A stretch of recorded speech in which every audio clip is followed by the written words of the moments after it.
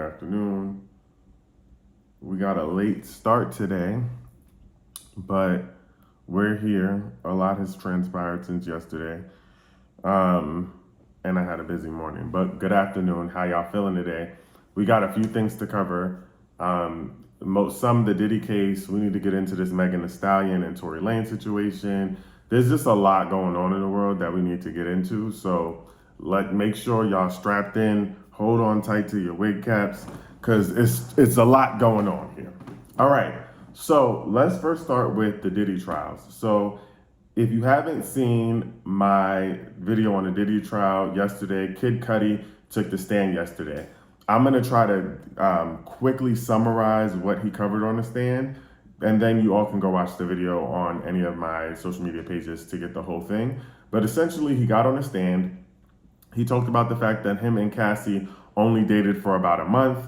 And in that time in 2011, they dated, but it was a very short time. And in that time, Diddy found out about them. Diddy then, I guess, somehow, when he found out, Cassie called Kid Cudi and told her that Diddy found out and that she felt unsafe and scared. Kid Cudi went to pick Cassie up. He then took Cassie to a hotel. Now, while they were at the hotel, Diddy called, not Diddy, Diddy's Capricorn, one of Diddy's staff, called Kid Cudi, who was with Cassie, and let them know that Diddy was inside or at Kid Cudi's home. When he let them know that, she let them know that, she said that she was a little bit afraid and she didn't know what was happening. Kid Cudi then picked up the phone, called Diddy, and said, "Yo, are you in my home? Mother effer." Diddy said, "I just want to talk." Kid Cudi said he told him, "I want to fight." And then Kid Cudi said that he decided to go back to the home, and Diddy was like, "I just want to talk." And Kid Cudi said he was coming, but then I guess Diddy must have left. And Kid Cudi realized that this could be a dangerous situation, and instead of continuing with Diddy, because he didn't know what Diddy had on him or who he was with, he decided to just call the police. When he got to his house, his cameras were turned in a different direction away from the door. His dog was locked inside of the bathroom, the dog that usually roams around free, and the dog was a bit shaken up, and some gifts that Kid Cudi had on his bed were moved around and messed with. I guess Diddy was going through his stuff. Now, they continued to date after that. Kid Cudi and Cassie, they went home for the Christmas holiday and to Cassie's family. And Diddy had texted Kid Cudi still a few times and was reaching out to Cassie, I guess, trying to figure out what happened. And then he said it wasn't too much, and they kind of left it at that. Him and Cassie then decided to discontinue their relationship because it was just too much going on. He felt like he was at risk and Cassie was at risk. So they decided to not continue their relationship. They ended it before New Year's. Now, this is the part that got interesting, because it was after they ended their relationship that Diddy allegedly, right, did something to his car. And this is where he said that he was not home. His dog sitter was home. His dog sitter called him and said his car was on fire. Apparently, there was a Monitel cocktail that was thrown into his car. They cut off the roof and set the car ablaze. And so when he got there, he said his car was on fire. He called the police, made a police report. Now, after that, he met up with Diddy because Diddy had asked him to meet up at Soho House in Los Angeles. They met up in Los Angeles to chop it up, I guess, or figure out what it was. And he said that, they basically, I guess, decided it was no beef. And he asked Diddy, "Well, what about my car?" And Diddy said, "I don't know nothing about that," as though to suggest that he didn't do anything to the car. And then he said he saw Cassie walk out. And that's when he realized that Diddy and Cassie were back together. And he said that Diddy was standing there looking like a supervillain from a Marvel book, and that he felt played. So one of the biggest things that I guess came out of it for the defense was that they were basically saying that, he basically said, Kid Cudi, that he felt like him and Diddy were getting played by Cassie at the same time. But really, he just sounded like his feelings was hurt, and Cassie was still dating Diddy at the time, and he realized that when she came out with him at at Soho House in Los Angeles. So essentially, that was his testimony, and I think they're trying to connect Diddy to organized crime, and if he organized for people to get together and do something like vandalize Kid Cudi's home and to set his car on fire, that is organized crime technically, and it does count towards the RICO if the jury is buying it. And it seems like it was pretty believable, but also I guess the way Kid Cudi ended it, he kind of sounded hurt. And so I don't know, people are going to try to say that in some way, shape, or form, he probably was just a hurt ex and Cassie manipulated him. That's what I think the defense team is going to try to paint a picture of. I don't believe that that's true. I believe Cassie really tried to date him but couldn't get away from Diddy. And so they weren't able to have a successful love story. That's my take on it. Now, another important update is that TMZ was able to do an interview with Suge Knight from prison yesterday. So TMZ was able to get in contact with Suge Knight and do this interview with him about the Diddy trial. And I'm going to play the audio from the interview for y'all now. In a very ominous way, with 3 guns in the car when he went back to Mel's Diner. Did you guys have serious beef to the point where he might have used those guns, do you think? If you'd have confronted me and he had a gun, you best believe he was going to have to use it, or something's going to happen. If he had 3 guns, it's really just know something's going to happen. Had the disputes between the two of you escalated to the point where there could have been violence? When you're dealing with drugs, alcohol, and even fear, some people feel if they're scared enough, they feel they got to do something. They can't do it with their hands, so they got to make sure they bring guns. Do people bring guns to use them or to protect themselves in a situation like this? If you got the serial number, if the serial number shade off, you best believe they both need to use them. So can I ask, when you were at Mel's Diner that night, were you armed? Harvey, you know I will always tell you, I'm in prison, I probably was armed with my Bible.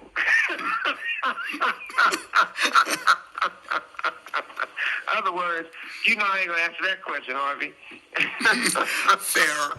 That's fair. It was going to confirm. Now, that's important. And Harvey did say after the interview with Suge Knight that he's surprised that the prosecution didn't call Suge Knight to the stand. And I'm also surprised that the prosecution didn't call Suge Knight to the stand because it feels like he would have been a good witness. I think the problem is that they can't put the fact that Suge Knight was ever aware that Diddy was going to Mel's Diner to meet him there with his people, his goons, and he had weapons. Because by time Diddy and his team allegedly got to Mel's Diner, Suge Knight was already gone, is what they're alleging. Now, again, this is all allegedly, but I don't think that Suge Knight would have served any purpose because he technically didn't know, it sounds like, that he was on his way. So I think that's probably why he wasn't put on the stand. But I think the fact that the executive assistant attested to that, and it sounds like Suge Knight and him had real beef that could have led to some sort of big response or big incident between the two of them that involved weapons. Again, the point of trying to create a RICO charge in racketeering, people keep thinking about RICO as this big drug organization. This is not New Jack City. We're not talking New Jack City. We're not talking paid in full. RICOs just need to be a group of people coming together to commit crimes. And it has to be at least 2 crimes within a 10-year span. So they're just trying to paint a picture that Diddy and a group of people were committing crimes within this 10-year span, and that they organized together collectively to commit the crimes, which is why Kid Cudi's testimony was important. Now, I'll also say again, we're very early on in the trial. So there's so much more that is going to come of this. This is not the end. Also, right, the serial numbers being removed from the weapons is also indicates some sort of criminal activity because you're trying to not be able to trace the gun back. So you have to keep in mind, we're still early on in the trial. There are still people who are going to take the stand that are probably going to blow our minds away that we don't know about yet, which brings me to my next point. Diddy's team is trying their hardest to get a mistrial. They want a mistrial, okay? Because they don't want him to be found guilty and sent to jail for life. So they're going to keep trying to find loopholes to call for a mistrial. So yesterday, one of the reporters that's in the trial, she's a really good reporter. Her name is Megan Cuniff. She's also the reporter that was in the room for the Tory Lanez trial. but she says that Sean Diddy Combs' lawyer, Brian Steele, asked for a mistrial today after prosecutors asked Cudi if he had safety concerns. Steele told the judge, Steele is Diddy's lawyer, told the judge at sidebar, the answer is about to be that Mr. Combs has had other people unalived, right? And he says that that's an outrageous question. So the judge says, Megan Cuniff says that the judge was not having it. The judge says he didn't say that. Steele says, but he will say that. The judge said he hadn't said it, and then Steele said, well, he's about to say it. I'm putting the court on notice. The judge said, no, you don't get to put me on notice. Okay, so he was not playing the judge. And then the court, no, you don't get to put me on notice. There's no grounds for any kind of application along those lines because no question that you're talking about has been asked and answered that has not been given. So basically, he was saying like, no, this is not a mistrial. But y'all have to remember that Diddy's team is going to continue to try for a mistrial because really, with all the evidence coming forward, the best way for this to end for Diddy to not be in jail is for there to either be a mistrial or a hung jury. And then I guess, the judge said, and Mr. Steele, your point is, let's move on, right? And then he says, please, and then the judge says, so let's move on. So it's basically, they were trying to call for a mistrial because of what they predicted Kid Cudi was going to say, but the judge was basically like, but Kid Cudi didn't say that. So there's no mistrial, and that we need to continue because now it seems like you're pulling at straws. But Diddy and his team are going to keep trying for a mistrial because that's the easiest way for him to try to get out of this, right? So if there's a mistrial or a hung jury, and I still am, I'm a conspiracy theorist, so I still truly believe that there is a world in which they try to paint a picture or try to pay off some of the jurors because they're not sequestered. I don't think that he's above bribing jurors because one of the things that they're saying in his criminal charges is that he tampered with witnesses or tried to turn witnesses. So we never know. I think that the best that we can do, I think that there's a high likelihood that either he's going to get time served or very little time. But I do think that a lot of what we're hearing is going to continue to be telling, right? So we just have to keep that in mind. And I'm hoping that Capricorn, the executive assistant whose name keeps coming up in the trial, is going to take the stand. Capricorn seems to play a big role in a lot of this, and it sounds like Capricorn knows a lot of information. And Kid Cudi alluded to the fact that he and Capricorn and Cassie were all friends, and they talked on the phone often. So let's see what happens with that. I'm hoping that, we hear from Capricorn soon, but that's why I keep saying we're early on in the trial and we need to keep that in mind because there's probably a lot more that's going to come out. They're just trying to connect the dots right now, but the people who are going to actually close the case and make it clear that, well, hopefully with the prosecution can close the case and make it clear, they're going to come later on in the trial. Right now, they're just building the case. They just want us to know what kind of person Diddy was. So that's for the Diddy trial right now. Also, the next thing is that a makeup artist who testified said that she had to cover up Cassie's makeup several times because of bumps and bruises and busted lips and all that other stuff. So that was also really hard to hear. And people keep saying that this is not a domestic violence case. And I'm side-eyeing everyone who keeps saying that because we know that this is not a domestic violence case. The defense team made that very clear when they made the opening statement. They actually said that he is someone who is violent towards his partners and it is drug-fueled. But it's almost like people are trying to dismiss the fact that he was violent, right? People are having this reaction because the level of detail that is being shared with us now is alarming. This is a scary thing. It sounds like a movie, right? And so you can't be upset with people for being shocked and having a reaction to it, whether or not you believe he's on trial for that. It just feels like you're trying to dismiss the fact that he was and try to make it seem like he's a completely innocent man. So I just want to say I'm side-eyeing all the folks who keep reminding us that this is not a domestic violence case. if the defense team was able to make that clear for us, I don't know why you think that you would be more qualified to do so. The last few things about the Diddy trial is that Jamie Foxx allegedly came out and said, there was rumors, I don't know if you all heard about it, that Jamie Foxx, that accident that he was in when he was in a coma and really hurt really bad, that was Diddy's fault. He's since come out and said that it was not Diddy, and Diddy did not cause him to be ill in whatever way he was ill. Justin Bieber also came out and said that he was not in any way involved with Diddy and what was going on. And also, Wale said that it is not true that he was hung over a balcony by Diddy and his people. Now, let me say this.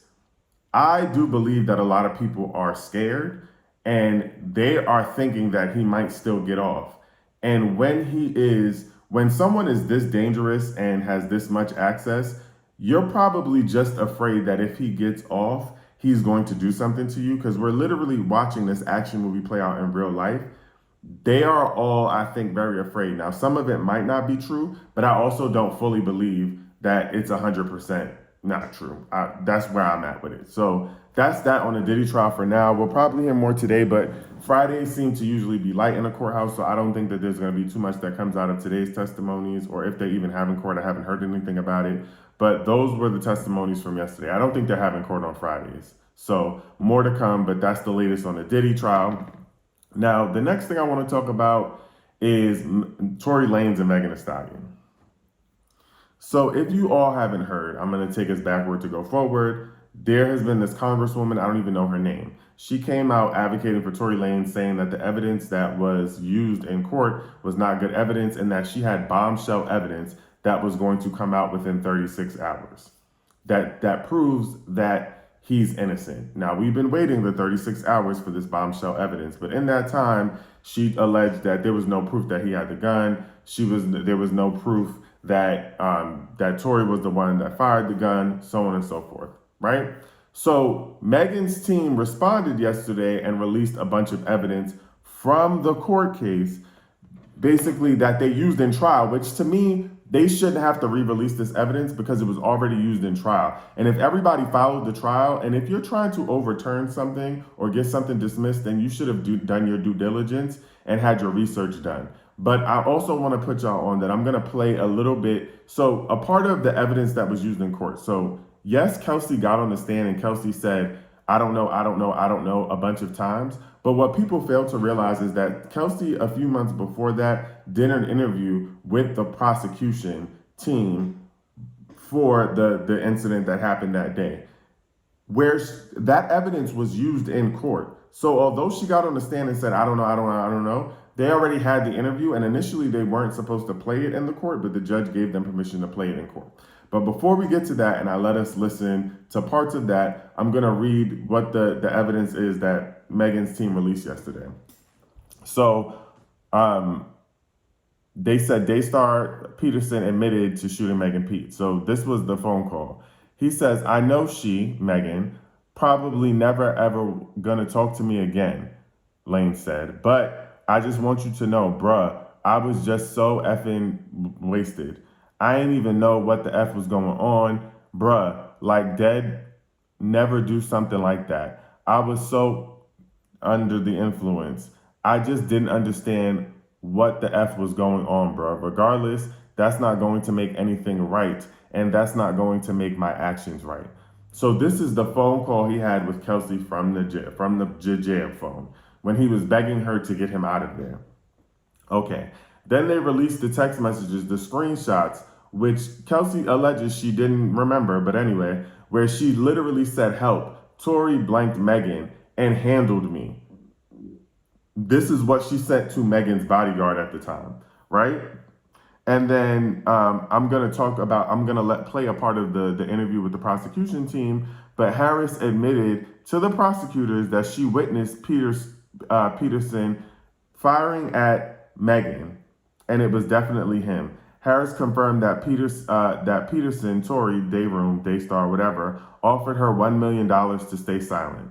Megan also shared that Peterson begged her and Harris to keep quiet, offering a bribe of $1 million, which obviously Megan didn't need.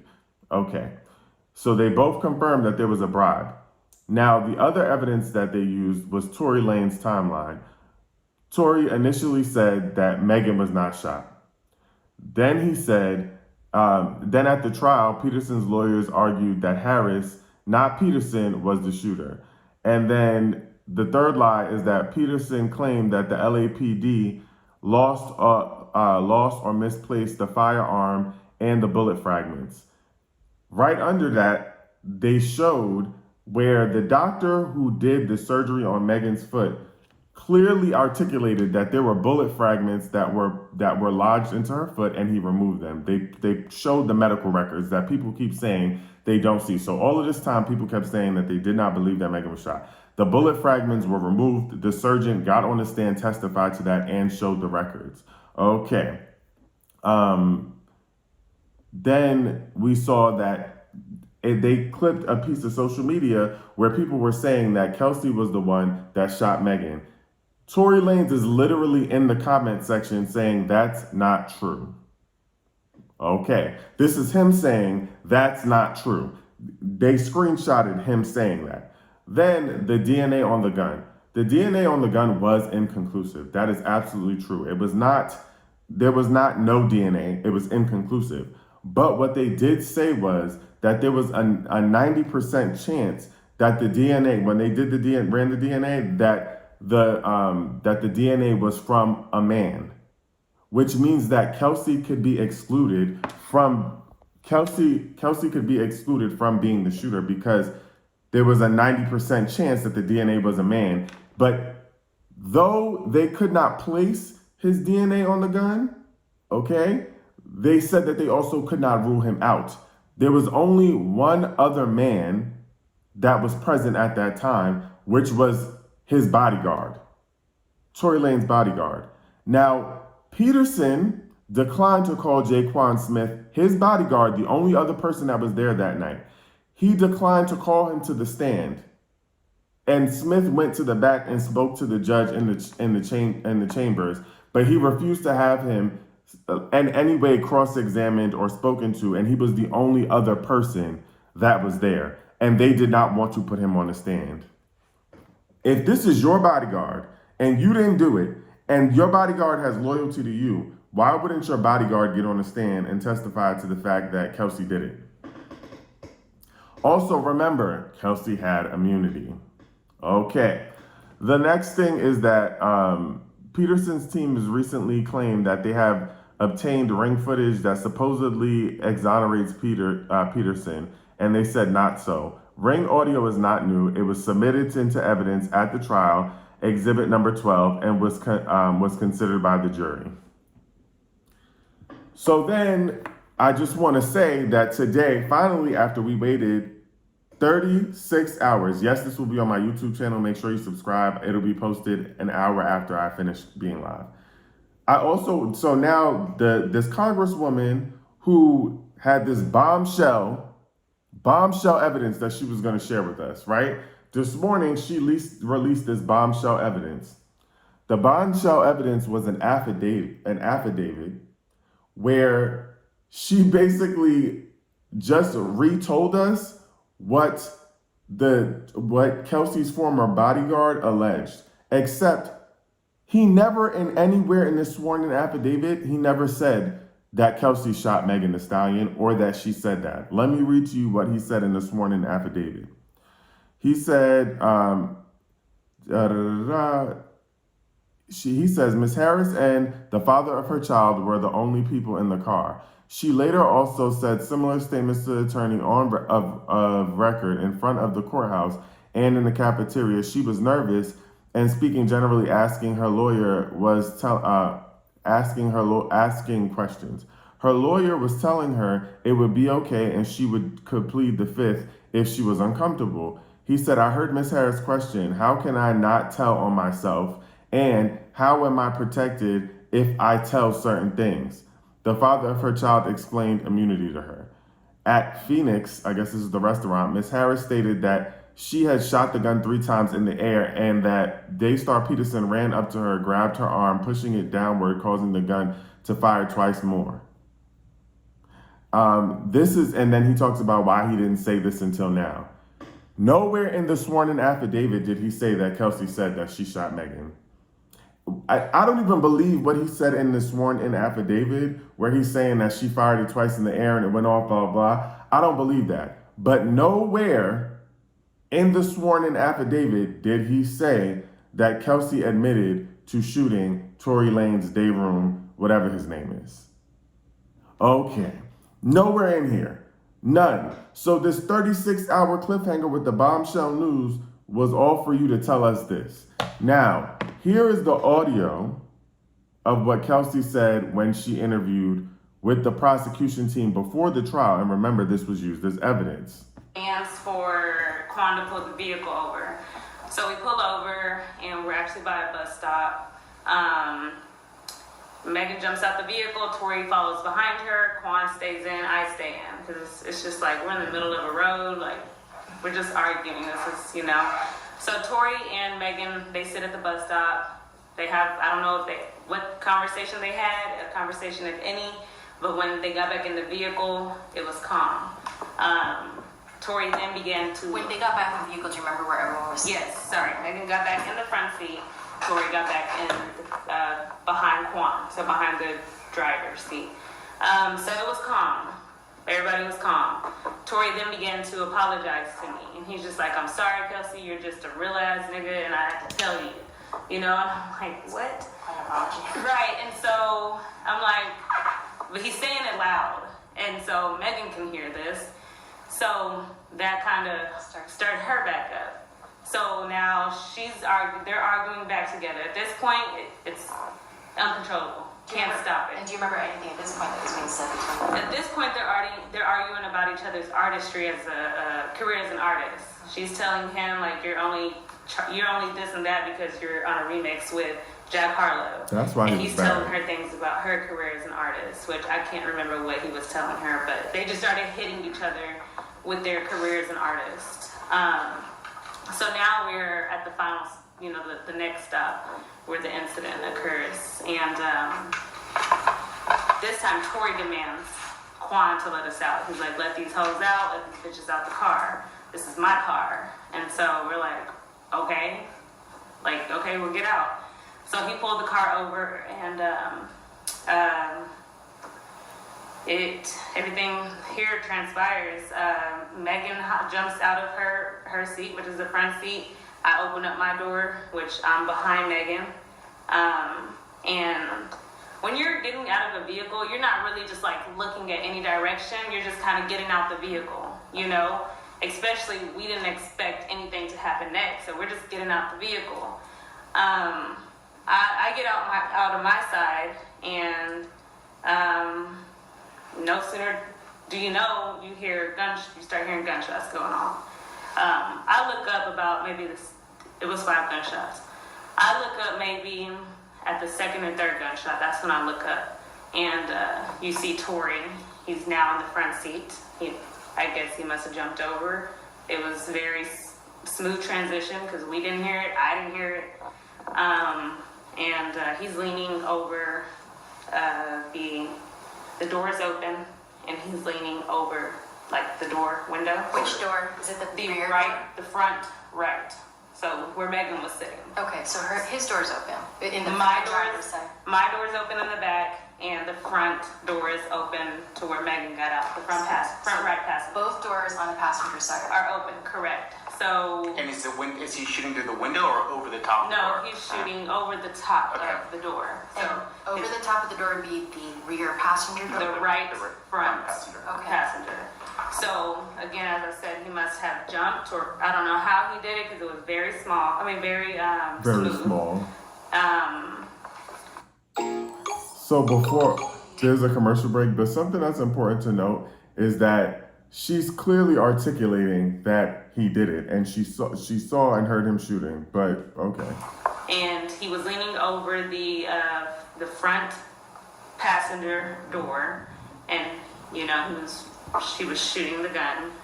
Where were you standing at this point? At this point, I'm standing kind of like my body's still like to the side behind the door, the rear passenger door, So I would say my left side was the rear passenger, and my right side was kind of like this. Like this is the door, and Are you still partially in the car at this point? I'm out of the vehicle. I'm out of the vehicle. I'm just not around my door yet. Yeah. And So. do you know where's Megan? So I was about to speak on Megan. So she was walking away when this happened, but by the third, fourth shot, and by the time I look up, she's facing towards us, and I've described it like a deer in headlights. I'm short. I'm 4'11". The vehicle is kind of a little raised up, higher than me, so I can't really see. I can only see from her chest up. That's all I can see. But the way Tory was angling the gun is kind of like. So there's a commercial real quick, but essentially she's saying that she saw Megan, who looked shocked at the time after all of this happened. It wasn't like straight. It was like, down. It was down in her direction, in my Definitely in her direction. Definitely in her direction. So at that point, we kind of were in shock, Did you hear him say anything as he was shooting? He did not say anything. Okay. There was no words at that point, What was Quan doing? Could you tell? I think everybody was in shock. Okay, so he wasn't part of it.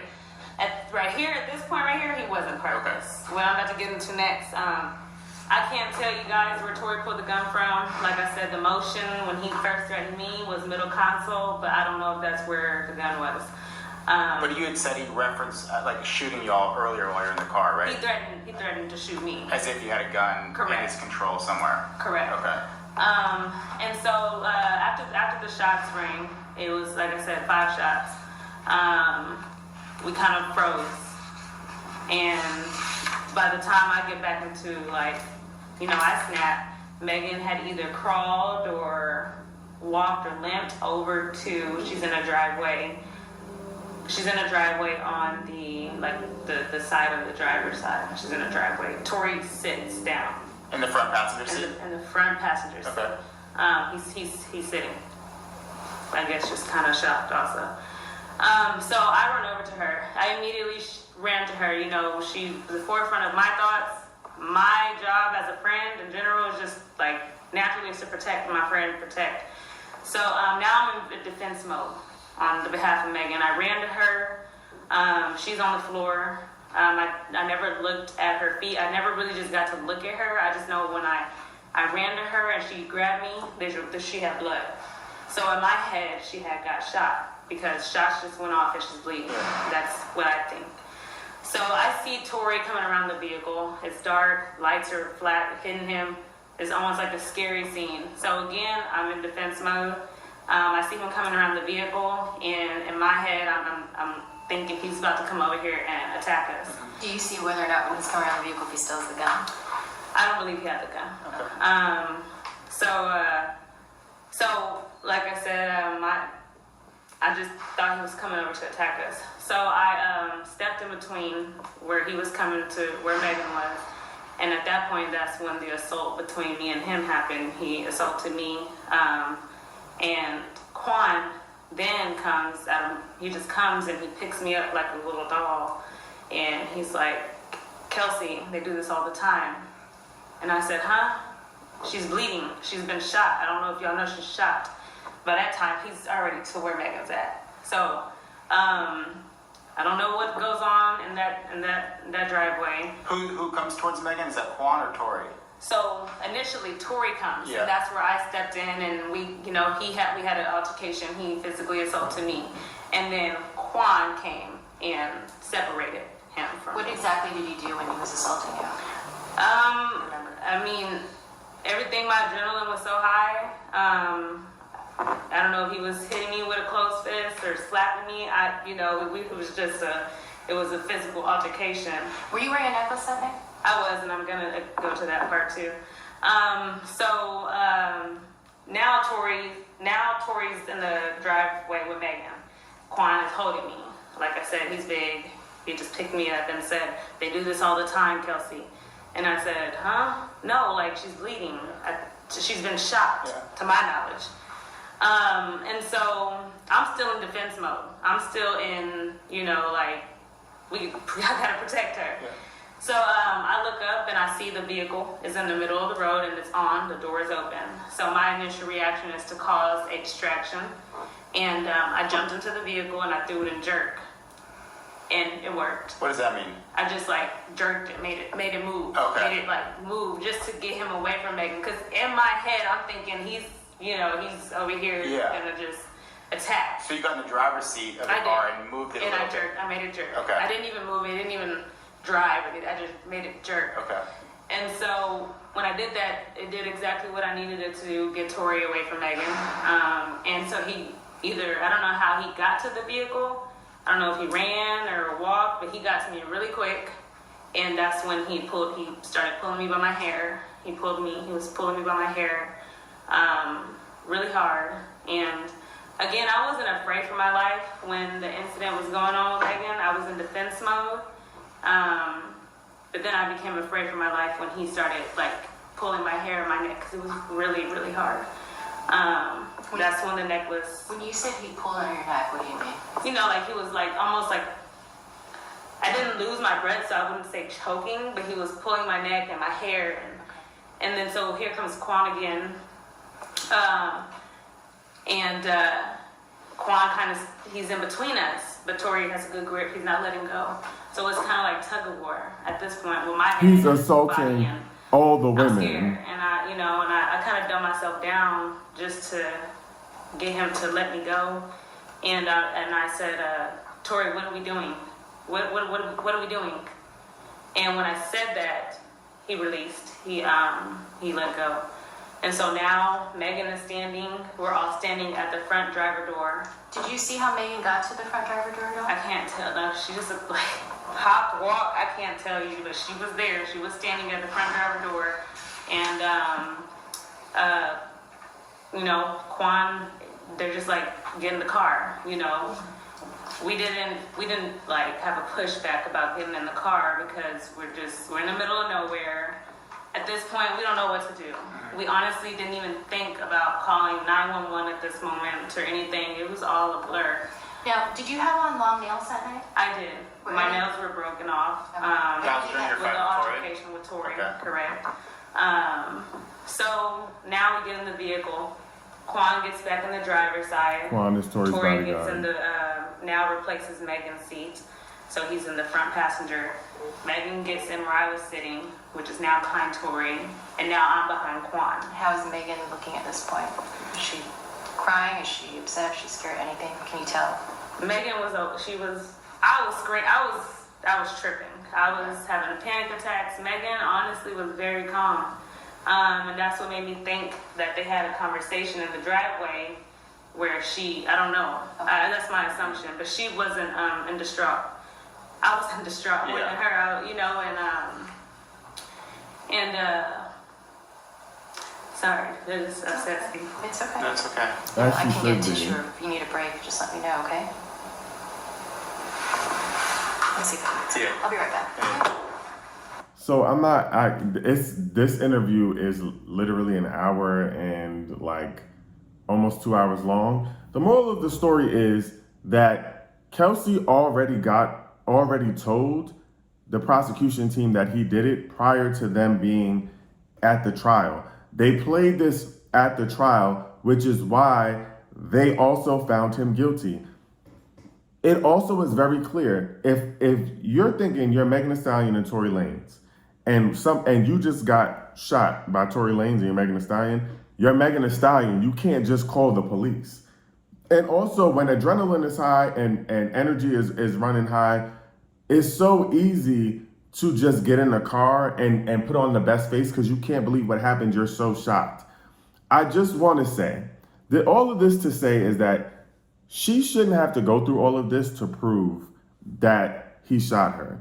The evidence has been made clear. All of this evidence was already presented in a court of law. So the fact that she's having to defend herself in the court of the miserable ass men who call themselves people is disgusting.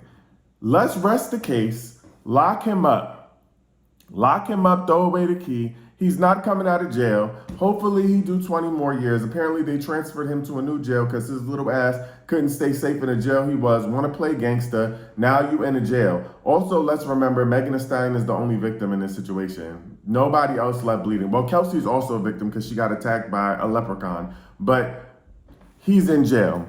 Case closed. Pack it up. Okay? So that's it. That's all for today. I thank y'all for coming on. Happy Friday. I appreciate y'all. Love y'all. Stay locked in for more updates on all the trials.